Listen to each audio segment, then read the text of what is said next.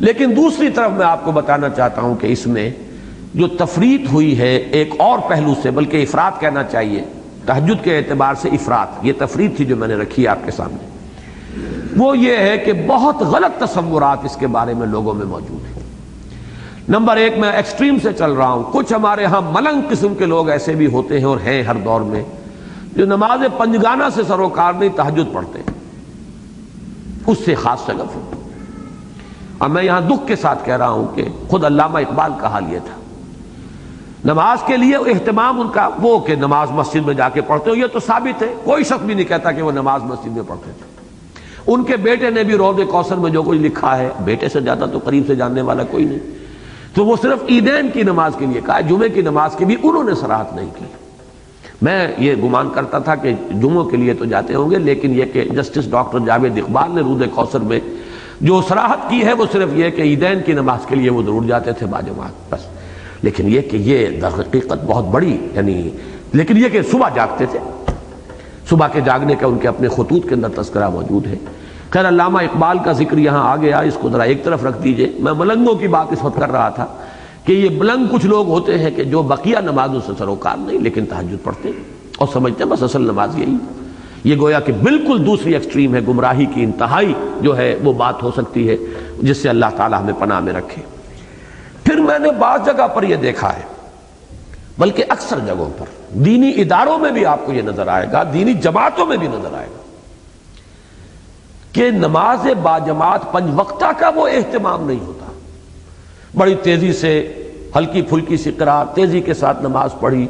اس میں وہ نہ تعدیل ارکان کا معاملہ ہو رہا ہے، نہ اس کے لیے بعض بڑے بڑے جلسوں میں تو دیکھا گیا ہے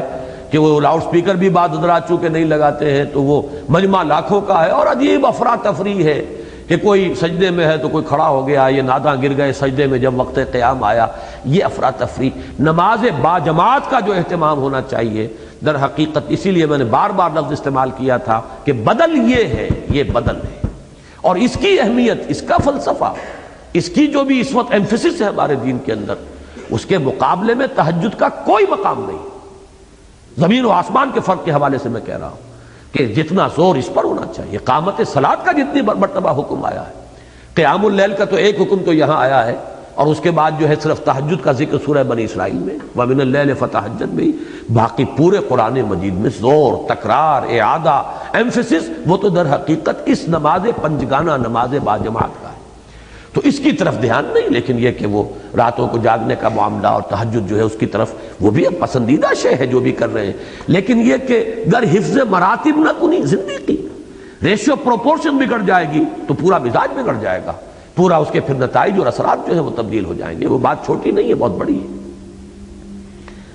پھر ایک تیسری بات کیا ہے جو تہجد کو اپنے اوپر لازم کر لیتے ہیں، التزام کرتے ہیں، وہ تہجد کی روح سے سرے سے ناواقف ہیں اکثر و بیشتر۔ وہ نماز کی تو 8 رکعتیں پڑھ لیں گے جلدی جلدی، 10-12 منٹ میں ختم، اور پھر بیٹھ کر وہ اپنا ضرب لگائیں گے، زور ذکر کریں گے، اشغال ہوگا،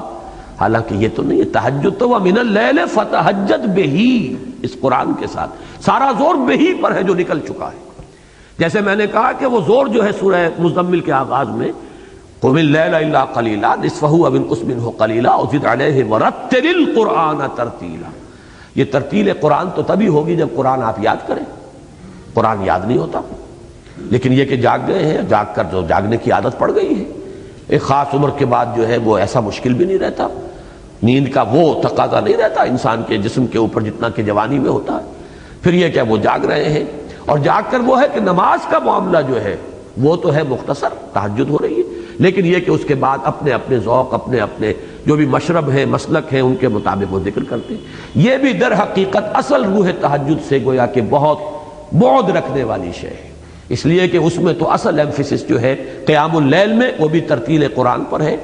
اور یہاں بھی وَمِنَ اللَّيْلِ فَتَہَجَّدْ بِهِ، اس لیے کہ آیت کو جوڑیے تو پہلے قرآن الفجر کا ذکر آیا، اقم الصلاۃ لدلوک الشمس الی غسق اللیل وقرآن الفجر ان قرآن الفجر کان مشہودا وَمِنَ اللَّيْلِ فَتَہَجَّدْ بِهِ نَافِلَةً لَكَ عَسَىٰ أَن يَبْعَثَكَ رَبُّكَ مَقَامًا مَحْمُودًا۔